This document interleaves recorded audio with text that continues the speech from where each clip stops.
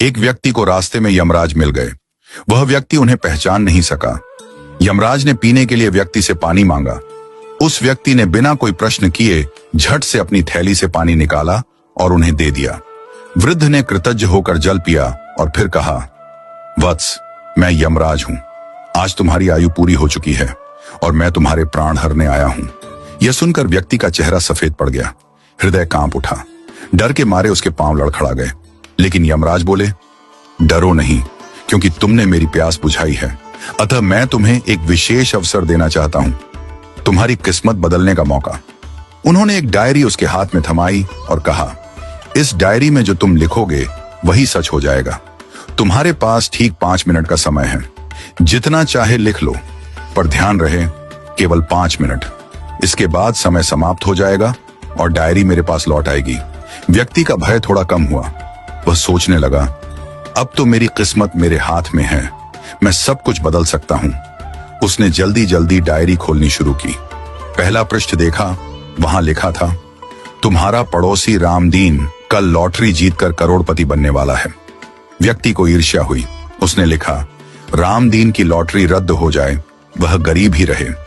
दूसरा पृष्ठ लिखा था, तुम्हारा मित्र रघु चुनाव जीतकर मंत्री बनने वाला है। व्यक्ति ने लिखा, रघु चुनाव हार जाए, उसे अपमान झेलना पड़े। तीसरा पृष्ठ, तुम्हारा छोटा भाई विदेश जाकर बड़ा व्यापारी बनने वाला है।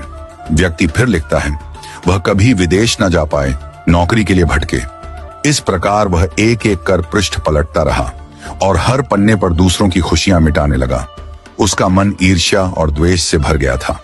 अंत में उसने डायरी का अंतिम पृष्ठ खोला। यह उसका अपना पृष्ठ था, जहां लिखा था, अब तुम अपने जीवन का भविष्य तय कर सकते हो। वह मुस्कुराया, पेन उठाया, लेकिन तभी एक ठंडी सी आवाज आई, वत्स, तुम्हारा 5 मिनट का समय समाप्त हो चुका है। यमराज ने धीरे से डायरी उसके हाथ से ले ली और कहा, तुमने अपने जीवन का सबसे कीमती समय दूसरों का बुरा सोचने में बर्बाद कर दिया। न स्वयं के लिए कुछ लिखा, न अपने जीवन को सुधारने की कोशिश की।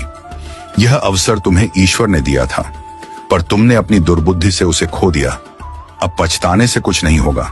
व्यक्ति फूट फूट कर रोने लगा।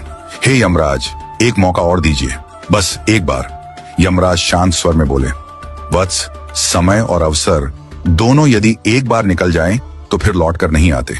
यही सत्य है, यही धर्म है। और फिर यमराज अदृश्य हो गए। समय अनमोल है, इसे सोच समझकर उपयोग करो। ईर्ष्या और द्वेष जीवन को नष्ट कर देते हैं।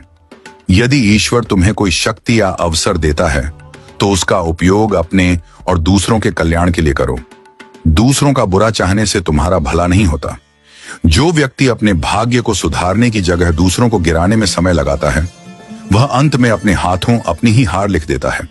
सच्चा मनुष्य वह है जो अवसर मिलते ही प्रकाश की ओर बढ़े, न कि अंधकार में दूसरों को ढकेलने लगे।